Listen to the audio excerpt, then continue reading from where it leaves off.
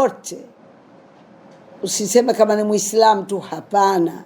Hili jambo letu sote katika nchi yetu Tanzania. Tunawakaribisha wote, kabila zote, dini zote, taasisi zote. Tunakukaribisheni, karibu katika jambo letu hili, mtu support, mtuunge mkono kwa kufika wote, na hamna kiingilio. Itafanyika kwa ukumbi wa Diamond Jubilee Hall, itafanyika tarehe 22 mwezi wa pili. Nafikiri itakuwa katika kuandama kwa mwezi, itakuwa Ramadhani ya 4 au ya 5, utakuwa kwa kuandama kwa mwezi, na hamna kiingilio.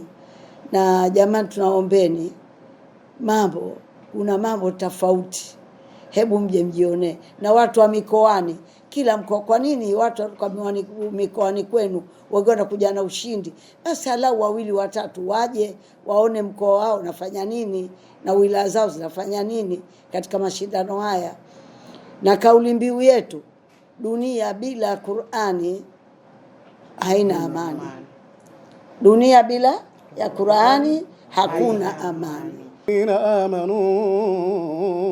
انظرونا نقتبس من نوركم قيل ارجعوا وراءكم فالتمسوا نورا فضرب بينهم بسور له باب باطنه فيه الرحمة وظاهره من قبله العذاب. صدق الله العظيم.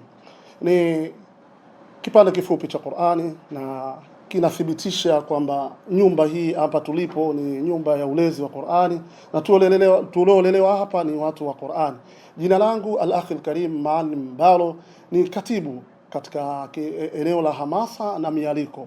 Ni wajulishe tu kwa namna moja ama nyingine, hii kuelekea robo karne mashindano ya Qur'ani ya taasisi ya Aisha Sururu, tumejipanga vyema tukiwa tuna timu mikoani imeshafika, lakini si tu mikoani, mpaka nje ya nchi timu imefika huko. Kwa hiyo niseme tu ile sehemu ya hamasa tumeitendea haki. Haja yetu, hamu yetu ni kuona kwa nafasi mlizonazo mmoja katika jamii kwamba hii hamasa na nyinyi mnahamasika. Hiyo siku ya tarehe 22 mwezi wa pili 2026 kwamba wote tunakutana pale Diamond Jubilee kwa pamoja. Al-Akhi Al-Karim Maalim Mbalo, Qur'ani itatukusanya tuwe pamoja.